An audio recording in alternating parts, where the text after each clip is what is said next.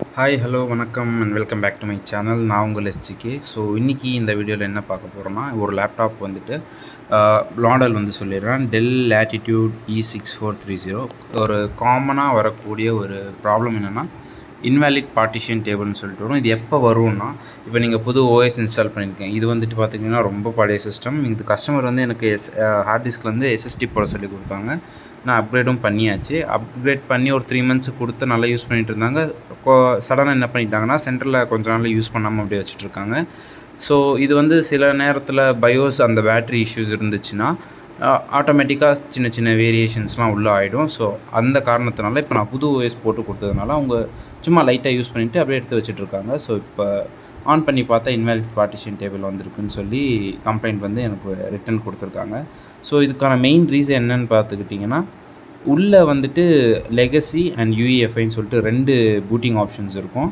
இது பழைய சிஸ்டம்ன்றதுனால இது லெகசி. பட் நம்ம எஸ்எஸ்டி புதுசு போடுறதுனால அது யூஇஎஃப்ஐயில் போட்டு நம்ம பூட் பண்ணுறப்ப தான் பெர்ஃபார்மன்ஸ் ஆகட்டும், லைக் அந்த சப்போர்ட் ஆகட்டும் நல்லாயிருக்கும். ஸோ அதனால் ஃப்ரம் லெகசி டு யூஎஃப்ஐ நம்ம போட்டிருப்போம். பட் பை சான்ஸ் லைக் ஏதோ ஒரு காரணங்களால், டெக்னிக்கல் இஷ்யூஸால் அது அகெயின் லெகசிக்கு போனால் மட்டும்தான் இந்த மாதிரி பிரச்சனை வரும். இல்லை லெகசிலேருந்து யூஇஎஃப்ஐ போனால் மட்டும்தான் இன்வேலிட் பார்ட்டிஷன் டேபிள்னு சொல்லி வரும். ஸோ இப்போ நம்ம என்ன பண்ணணும், இது எப்படி ட்ரபிள் ஷூட் பண்ண போகிறோம் இந்த வீடியோவில் பார்க்க போகிறோம். ஸோ ஃபர்ஸ்ட்டு ஷட் டவுன் பண்ணிக்கோங்க.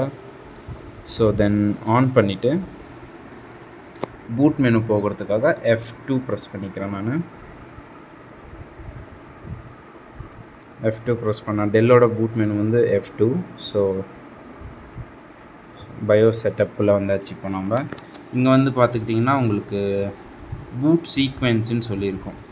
ஸோ இங்கே பார்த்துக்கிட்டிங்களா, பூட் சீக்வென்ஸ் வந்து லெகசின்னு இருக்குது. So we should select UEFI. இதை மாற்றினீங்கனாலே உங்கள் ப்ராப்ளம் சால்வ் ஆகிடும். ஸோ அப்ளை கொடுத்து எக்ஸிட் ஆகிக்கலாம். ஸோ ஆட்டோமேட்டிக்காக உங்களுக்கு விண்டோஸ் பூட் ஆக ஸ்டார்ட் ஆகிடும்.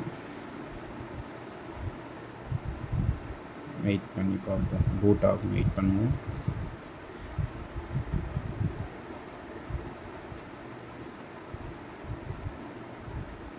ஸோ நமக்கு விண்டோஸ் ரன்னிங் வந்துச்சு, which means problem solve. So இவ்வளோ தான் ஃப்ரெண்ட்ஸ். இன்வேலிட் பார்ட்டிஷன் டேபிள்னு வந்துச்சுனாலே உங்களுக்கு என்ன ப்ராப்ளம் இருக்குன்னு பார்த்துக்கிட்டிங்கன்னா, பயோஸில் வந்துட்டு அந்த பேட்ரி இஷ்யூஸ் இருந்தால் இந்த மாதிரி அப்பப்போ உங்களுக்கு ஆகுதுன்னா, ஒன்று என்னோடய ரெக்கமெண்டேஷன் என்னென்னா, உள்ளே வந்து பயோஸ் பேட்ரி சின்னது வரும். அந்த சின்ன பேட்ரி நீங்கள் செல் மாதிரி தான், ஒரு 30 rupees 40 rupees தான் இருக்கும்.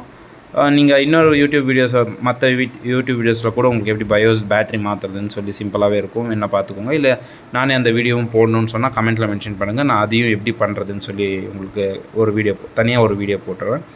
ஸோ ஃபைனலி இதுக்கான சொல்யூஷன் என்னென்னு பார்த்துக்கிட்டிங்கன்னா, உள்ளே போய்ட்டு UEFI to legacy or legacy to UEFI இதில் வந்து சேஞ்சஸ் இருந்தால் மட்டும்தான் இப்படி ஆகும்.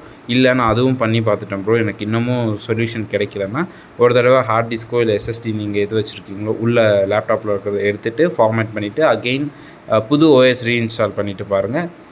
கம்பல்சரியாக சார்ட் அவுட் ஆகிடும். ஸோ அவ்வளோதான் ஃப்ரெண்ட்ஸ் இந்த வீடியோ. ஸோ தேங்க்யூ ஃபார் வாட்சிங். மறக்காமல் சப்ஸ்கிரைப் பண்ணிக்கோங்க.